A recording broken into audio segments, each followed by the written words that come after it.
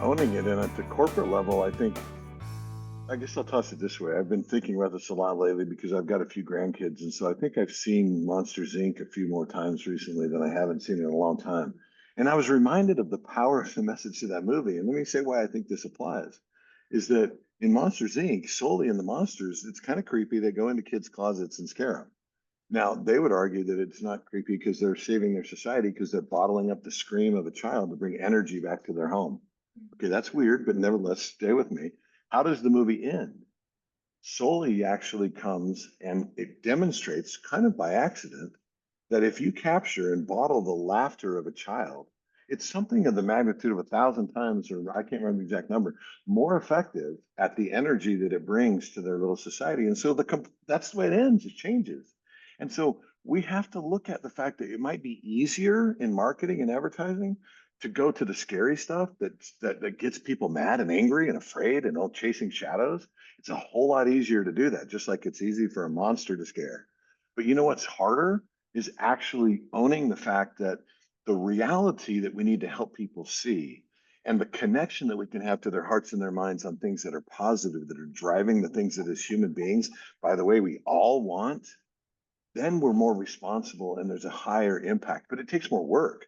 It takes more work with social media and advertising we do right now. It's lazy stuff in the sense that because it's scare tactics. It's just let's just scare, and brands are doing this in different ways as well. I think we have to be more responsible to the impact our advertising has and our marketing strategies have on the Yeah. way people see each other.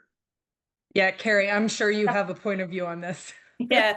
I mean, that was, I said I was going to talk about, Iron Light and the work that we do in terms of breaking down barriers to human potential. And part of the reason I came to Iron Light after working in them with the marketing of the film was observing the way that they were thinking about building and engaging audiences for their clients. And part of what we do is we start off at first with trying to understand people at their deepest level, right? It's very often, we break marketing down into like little segments and everything. But, at our very most basic, people are responding to social situations the same way we respond to physical threats. We categorize things as either a threat or a reward. And when we engage with audiences, everything we say or show is triggering one of those two signals. We want to, either this feels safe and it's valuable, or this feels uncertain and it's risky. And so what we try to do is we help clients find the messaging that focus on triggering that sense of reward, right? The messages that make people feel seen and safe and empowered. And it starts with an understanding of the audience, not as a demographic, but a set of human motivations. And that goes back to, work I learned, working at Worthland back when I was a youngster. So I think the place we go from there is we think about the people for how we segment people, right? There's going to be people who are aligned with you, right? We segment audiences that way. People are going to be aligned, people are going to be persuadable, and then people are going to be opposed. And those aligned people are going to be your base. They're going to give you that sense of momentum and coherence. And often we hear about the movable middle. Those are the persuadables. Those are the people who are open to you but uncertain, but skeptical and reachable. And of course, the opposed are going to be the people who are out on the edges of the conversation, but that's not where your persuasion is going to happen. And often we're over concerned about them. So what we do is we build our models based upon that and how those ideas of beliefs and behavior spread based on human reactions. The thing that I think often marketers leave out of the persuasion model is that feeling of how do you activate the positive receptors in the brain, and activating the idea is that persuasion just doesn't begin with the ideas. And often in policy where I work, right, or politics areas, it's often like, we've got to persuade. And it's like, no, what persuasion begins with activation.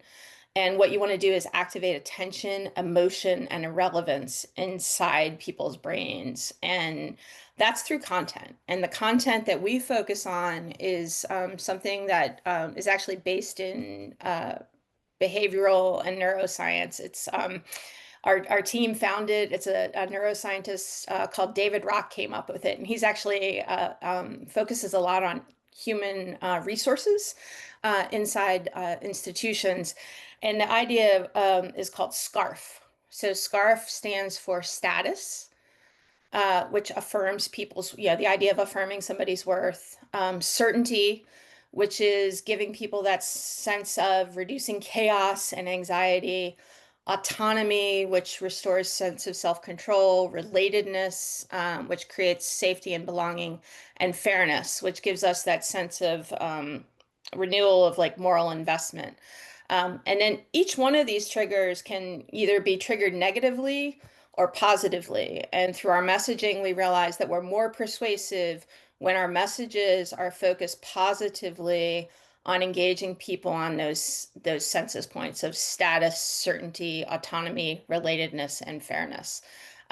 So that's how we actually think about the communications framework that we're doing is not looking just at people as, sort of their demographics, but how they are processing information and trying to get them, like Maury said, right? We want to get more laughs that we're capturing and more happiness that we're capturing. Sully was right. Yeah, Sully was right. I It's a love lot this. more I'm going to significant. use that model, but that's the Yeah, idea, yeah. right? Is, you've given me a whole new story to tell about this. But that's the idea, right? We want people, we're going to persuade when we capture people through these receptors.